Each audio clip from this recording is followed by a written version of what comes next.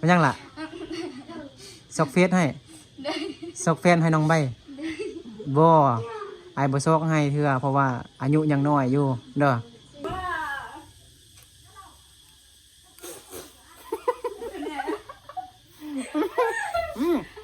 ครับตัวนี้บ่เฮ็ดให้หรอฉันเฮ็ดอยู่ เฮ็ดลายน่ะอ๋อ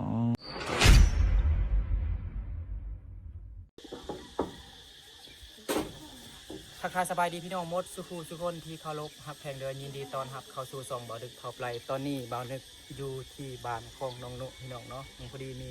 FC ผู้ใหญ่ใจดีอยู่ทางฝั่งไทยเพิ่นฝากให้บ่าวดึกซื้อของกินแล้วก็เป็นขนมฝากน้องนุเล็กๆน้อยๆพี่น้องเนาะฉะนั้นแล้วบ่าวดึกจึงได้มาเนาะเอาใจ FC เนาะ แต่กระทั่งกับไกลพี่ดอกเนาะจากอันบ้านเมทัลพุ่นมาเนาะตั้งแต่เมืองเพียงพุ่นมาเมืองสยะนี่ก็40 กิโลเมตรพี่น้องเนาะ40 กว่าลักเนาะพี่น้องแต่ถ้าเป็นบ้านเกิดเมืองนนทองบ้านนึกแค่จากบ้านตรงนู้นเนี่ยไปหาบ้านบ้านนึกแค่โบไกเนาะแต่ว่าตอนนี้มันบ้านนึกอยู่นำเมทัลเนาะอยู่เมืองเพียงพุ่นพี่น้องเนาะกับระยะทางกับไกลอยู่พี่น้องพอสมควรเนาะเดี๋ยวเราไปหาน้องนุเนาะว่าน้องนุกำลังเห็นอย่างอยู่เฮือนพี่ดอกเนาะไปตัวน้องนุอะไรพี่ดอกเบิ่งมีเกือบลายอยู่น่าจะมีเด็กน้อยลายอยู่บ่นุอยู่บ่เห็นนุบ่โอ้สบายดีล่ะโอ้ นุ่งงามแท้ฮะไปเฮ็ดยังมาไปยังมาบอกคือว่านุ่งงามแท้นุ่งงามแท้นุ่งเสื้องามแท้ถ่ายรูปมาอีกบ่ไต่หูบไอคอนอนุญาตขึ้นไปได้บ่ได้น่ะอ๋อโอเคเดี๋ยวเราจะขึ้นเล่นนำน้องไปเล่นก่อนอ๋อน้องนุ่งงามแถวมือนี้โอ้ไต่หูบอ๋อเข้าไปอยู่ในได้บ่ได้เนาะโอเคน้องยับไปพุ่นไปเข้าไปอยู่ในมันซองอยู่นี่เนาะสบายดีแม่สบายดีย่อยทรงขออนุญาตเด้อโอเคโอ้เอาตั้งมานั่งล่ะเดี๋ยวไอซีลมบนนึงก่อนน้องนุมื้อนี้อยู่บ้านเดี๋ยวโอ้นางไกลแท้อายุคุณก็ได้เดี๋ยวขออนุญาตเนาะอยู่เบื้องนี้อ๋ออายุเบื้องนี้แจ้งหน่อยนึงเด้ออ๋อมื้อนี้นุ่งงามแห้งพี่น้องเนาะน้องนุไปถ่ายรูปมาถ่ายรูปอยู่ใส่ละถ่ายรูปอยู่ใส่ถ่ายรูปอยู่ไหนยกกระตือถ่ายรูปยกกระตือน้องหูมานี่มาเป้ให้น้องละสบายดีน้องลาเด้อน้องนุบ่ค่อยหูภาษาลาวปานใดเนาะแต่ว่าน้องเนี่ยหูอยู่น้องนุถ่ายรูปอยู่ใส่เป้ให้น้องดูถ่ายรูปอยู่ใส่ละอยู่บนใดอยู่ทั้งหุ่นอยู่ทั้งรถหุ่นอ๋อหน่อยอันมือนี่เบานึกจึงหูแม่นั่งนำลูกได้ปะให้แม่นั่งนำลูกมานั่งนำลูกมะแม่มานั่งนำลูกวะเนาะบอกคิดฮอดลูกบอกคือมานั่นในห้อมแก้มลูกเลยแต่ว่าอันที่ผ่านมาเขายังบอกหูเพราะว่าน้องนุกับเว้าภาษาลาวกับบ่ค่อยได้เนาะแม่กับเว้าภาษาลาวบ่ได้พ่อกับเว้าภาษาลาวบ่ได้นะเมื่อกี้นี่พอดีมีอันอีเมผู้นึงเนาะเพิ่นกับฮู้ภาษาลาวแน่เนาะเพิ่นมาเบิ่งเฮือนน้องนุเนาะเพิ่นกำลังอันแปลงเฮือนน้องนุให้น้องนุเนาะแล้วอีเมผู้นั้นละเว้าหยังแน่เบิ่งนี่กันอันเมื่อนั้นน้องบอกอ้ายเลยไอคิดว่าเป็นแม่แทน้องเนาะแม่มานั่งนี่น้ำลูกได้ปะมาแม่น่ะอายโดยแต่ว่า มีแม่คนนึงอีกพี่น้องเนาะบอกว่าแม่แท้ๆของอันน้องนุนี่เสียแล้วพี่น้องเนาะแม่นบอล่ะแม่น้องแท้ๆอันมันเสียแล้วอ๋ออันนี้มันแม่อาซื่อน้องแม่แท้ๆน้องเหมือนบ่ แมันบ่อ๋อโดยเอาเว้าอยู่นี่แม่กับบ่ฮู้ติเนาะ บ่ฮู้เนาะแล้วพ่อนั่นก็บ่แม่นพ่อน้องแท้ๆแม่นบ่อ๋อบ่แม่นพ่อน้องแท้ๆแม่นบ่บ่แม่นแม่นบ่บ่แม่นน่ะลานั่งพ่อน้องแท้นั่นแม่นอยู่ทางนั้นแม่นบ่เอ้ยเอ้ยผู้นั้นว่าอันพ่อเอาเมียใหม่อยู่อันเฮือนหลังนั้นพุ่นแม่นบ่แล้วเมียเรากับปะแม่นบ่อ๋อน้องผู้นี้จึงฮู้ภาษาลาวได้นึงแน่เดี๋ยวพอดีเราให้อันน้องผู้นั้นไปให้เนาะแล้วน้องซื้อหยังก็ซื้อใบฮะซื้อใบน้องบ่เข้าโรงเรียนเหรอน้องเข้าฮอดปอหยังป .1 เอ้าน้องใบเข้าโรงเรียนฮอดป .1 ใบน้องเข้าโรงเรียนฮอดป .1 แต่ว่าน้องเว้าภาษาลาวเก่งกว่าน้องนุเรียนจบป .5 แม่นบ่น้องเขียนภาษาลาวได้บ่ล่ะได้บ่ได้อยู่ได้น้อยเดียวน่าจะได้ซับน้องนุนั่นแหละใบกับนุนี่กินข้าวแล้วบ่นี่บ่ได้กินเถอะพอดีไอ้ซื้ออันซีนหมูมาเมื่อกี้น้อยนึงจังได๋เฮ็ดกินนำกันเด้อกินข้าวเจ้าเป็นบ่ใบกินฮะกินข้าวเจ้า ตอนนี้ในคลิปนี้จึงฮู้คำตอบพี่น้องเนาะความจริงแล้วแม่น้องนุอันมันเสียแล้วเนาะแม่นบ่ใบเนาะแม่น้องนุมันเสียแล้วก็น้องนุก็มาอาศัยหรือว่ามาอยู่นำอันแม่อาเนาะเขาเอิ้นว่าแม่อาก็คืออันใบผู้นี้แม่นน้องแม่น้องนุอันบ่อ๋อเป็นน้องเนาะแม่น้องนุแท้ๆแม่นเป็นเอื้อยแม่นบ่อ๋อแล้วก็พ่อนั่นกับบ่แม่นพ่อน้องนุแท้ๆพี่น้องเนาะตอนนี้แม่นก็ถือว่าเป็นลูกกำพร้ากำพร้อยนะพี่น้องเนาะแม่ก็เสียแล้วส่วนพ่อแม่นไปเอาเมียใหม่แม่นบ่อยู่เฮือนหลังนั้นแต่ว่าเมียใหม่หั่นพ่อเอาเมียใหม่แล้วฮะพ่อบ่เอาเมียใหม่แล้วพ่อบ่เอาเมียใหม่แล้วพ่อบ่เอาเมียใหม่แล้วบ่เอาแล้วเอาเมื่อกี้เอื้อยผู้นั้นว่าเอาแล้วแต่ว่าปะกันแล้วแม่นบ่ปะกันอ๋อปะน้องใบเด้น้องใบกับไปถ่ายรูปนำน้องนุบ่เมื่อกี้บ่ถ่ายบ่ถ่ายนะเราอยู่ไกลเราอยู่มอยเมื่อกี้นี่มาลินนำน้องนุน้องใบจักพี่น้องใบ14คือกันเนาะ14คือน้องนุหลายเนาะน้องใบเว้าภาษาลาวโคตรเก่งเลยน้องใบบ่แม่นมีแฟนหรอบ่มีเถอะบ่ต้องฝ่าวมีมายังล่ะซอกเฟซให้ซอกแฟนให้น้องใบบ่ไอ้บ่ซอกให้เถอะเพราะว่าอายุยังน้อยอยู่เด้ออายุยังน้อยอยู่ไอ้บ่ซอกแฟนบ่ซอกเฟซผู้บ่าวให้เท่าแหละเด้อน้องนุก็จะฝ่าวมีแฟนเถอะเด้อยังน้อยอยู่อันนี้ยังน้อยอยู่เฮ็ดยังบ่เป็นเถอะอยู่นำแม่อาก่อนเด้อเนาะโอ้สงสารน้องเนาะพี่น้องเนาะซังก็เป็นลูกกำพร้ากำพร้อยเนี่ยเนาะน้องใบก็งามเนาะใหญ่18 ปีจึงเอาอยากได้แฟนอยากมีผัวจึงไอสิส่งให้เด้อตอนนี้ยังน้อยอยู่ยังอายุยังน้อยอยู่นี่ใบนุเบิ่งนี่อายุยังน้อยอยู่เอาอันแน่ฟังไอ้เปล่าตอนนี้อายุยังน้อยอยู่เอาผัวแต่น้อยมันลำบากมีลูกเจียอันคงไปให้ไปนาไปส่วนมันลำบากนะ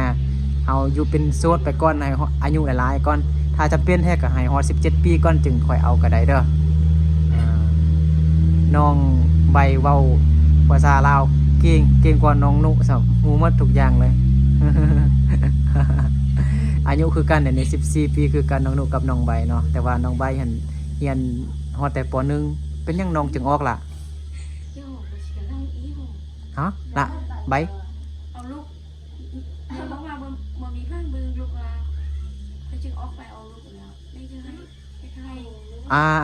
ฮู้แล้วฮู้แล้วน้องใบว่าสาเหตุที่น้องใบบ่ได้เข้าเรียนแม่นอ่าน้องใบนี่เอาน้องสาวแมันบ่เอาลูกให้แม่เนาะให้เอาน้องสาวแล้วให้แม่นไปเฮ็ดเวียกไปให้ไปส่วนบ่อ๋อก็เลยบ่ได้ไปบ่ได้ไปเข้าเรียนเนาะส่วนน้องนุแม่น จุดปห้า จุปห้าเป็นหยังบ่โต จะมี เมื่อนั้นบ่มีเงินเนาะน้องนุก็เคยเว้าในคลิปก่อนๆแล้วพี่น้องเนาะคนเองตัวแยกกัน นุ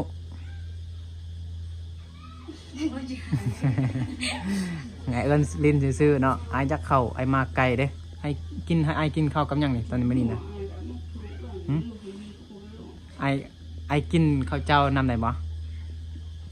ได้บ่นุป้อนหายเด้อายลองซีมเบิ่งดูซีมือน้องแซ่บบ่ตักให้อายกินเบิ่งดู ก็เชียร์บดเด็ดดองเห็นหนูค่ะ แม่นแหละ จำได้ละ มา นี่เดียวกับคือตัวนี้ลูกกังเองคือ ไอซิมอันน้องซีมือน้องนะเฮ้ยน้องใบไอบอกเราดูไอสิอยากซีมือน้องนุมาโนไอโนน้องหมอเดี๋ยวดาวก็นอ โนตักไอซิมบวงนึงซื่อ โยมานี่เดียวกับเดี๋ยวดองนี่น้องเชิญเอาเงินบ่ ซิมบวงนึงบอกเราซิมบวงนึง นี่อะไรเดียวคือดองคือน้องนี่คือดองสิท่านอยู่คือว่าขายสีตัว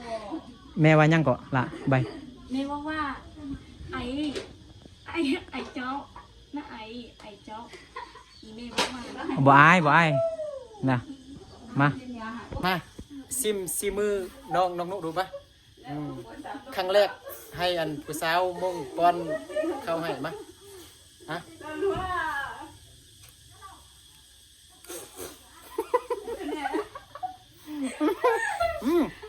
ครับ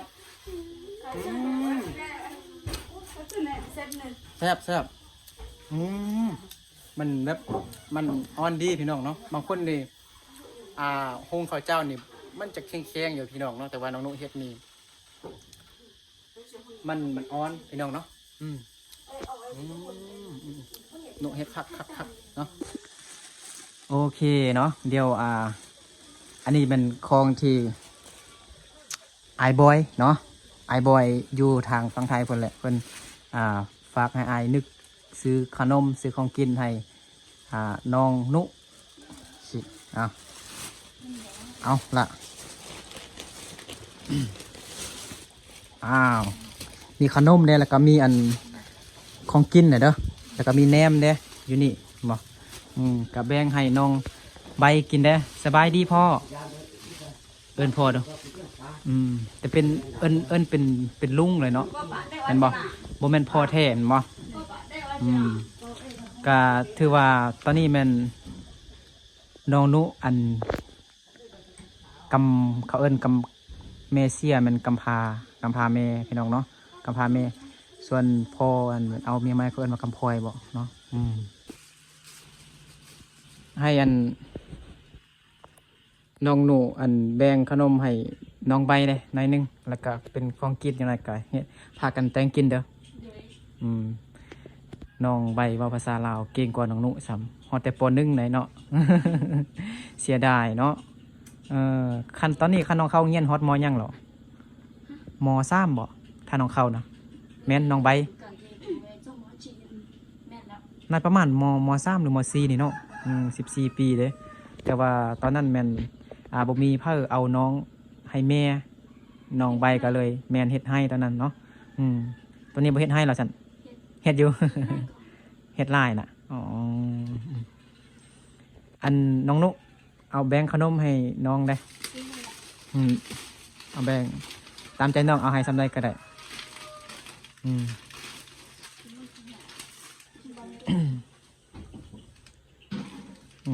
ในคลิปนี้จึงเขาจึงหูคำตอบเท่ๆเขาจึงหูเท่ๆพี่น้องเนาะ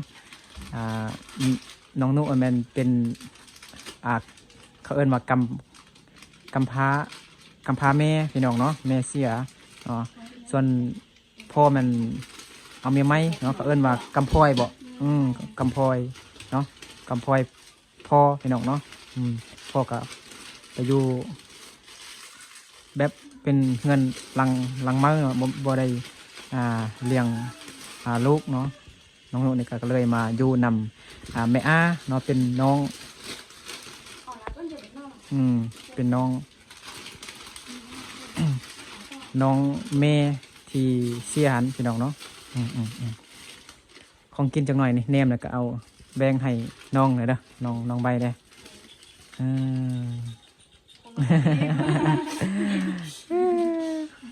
ลุงป้าเอากำลังเบิ้งอยู่ได้นี่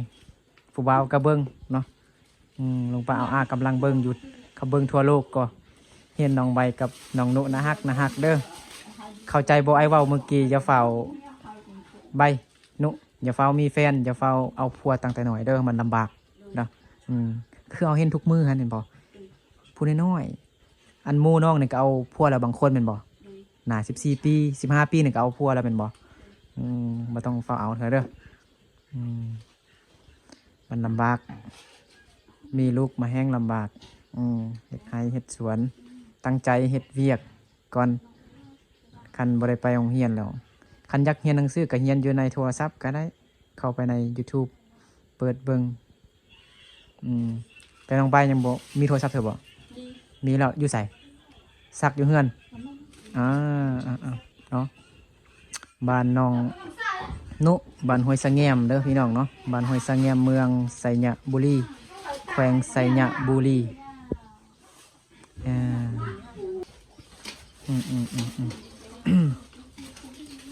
จังหน่อยใบกับกินอันแหนมเด้อยู่หันแล้วก็มีซีนหมูเด้อไอซื้อมาเมื่อกี้พากันเฮ็ดแนวใดกินซีนหมูน่ะไอซื้อมาเฮ็ดแนวใดกินเฮ็ดเมนูหยังใบนุเฮ็ดแนวใดกินปิ้งต้มแกงนึ่งฮู้บ่แล้วเราสิเฮ็ดแนวใดกินมันจึงแซ่บแกงบ่หรือว่าปิ้งเอาฮะปกติเราเฮ็ดแนวใดกินฮะนานุเฮ็ดอะไรกินแกง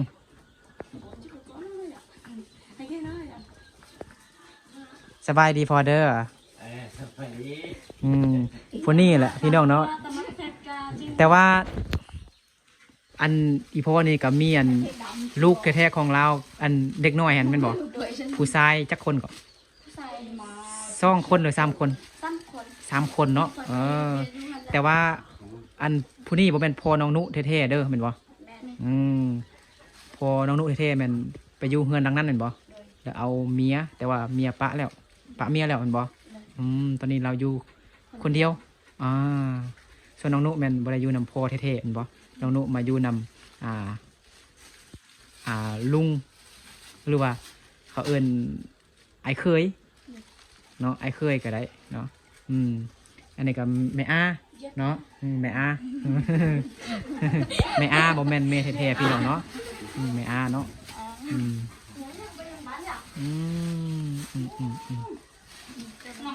โอเคน้องนุเด้อไอ้ก็สิกลับขึ้นไปดอยพุ่นอีกนั่นล่ะเด้อพากันกินขนมเฮ็ดกินแตงกินให้อันไอ้เคยไอ้เคยเอาหรือว่าเอิ้นพ่อก็ได้เป็นพ่อซืบซะพ่อซืบแม่ซืบก็ได้เป็นพ่อเอิ้นแม่หั่นแหละเนาะแต่ว่าบ่แม่นแม่แท้ๆแล้วก็บ่แม่นพ่อแท้ๆของน้องนุเด้อพี่น้องเนาะเด้อนั่นแหละไอ้ก็สิกลับก่อนแวะเอาขนมเอาของกินเนาะที่ FC ทางฝั่งไทยเนาะไอ้บอยเนาะไอ้บอยเพิ่นฝากให้บ่นึกซื้อของกินซื้อขนมฝากน้องนุได้ว่าสันเนาะดิต้นน้องนุเอาสำหรับคลิปนี้ก็ดีประมาณนี้แหละพี่น้องเนาะเอาเดี๋ยวเบานึกแล้วก็น้องๆพ่อแม่ทุกคนขอลาพี่น้องมดสุขูสุขคนไปก่อนเราเจอกันในคลิปต่อไปเนาะเดี๋ยวนุเดี๋ยวไอ้กลับก่อนได้บ๊ายบายน้องใบบ๊ายบายตอนเบานึกมาถ่ายคลิปแรกๆเบานึกคิด ว่าแม่นอันพ่อแม่ของน้องนุแต่บ่แม่นพี่น้องเนาะพอดีมีเอ่ยผู้หนึงเนาะเมื่อกี้นี่มีเอ่ยผู้หนึงว่า อันนี้จะเป็น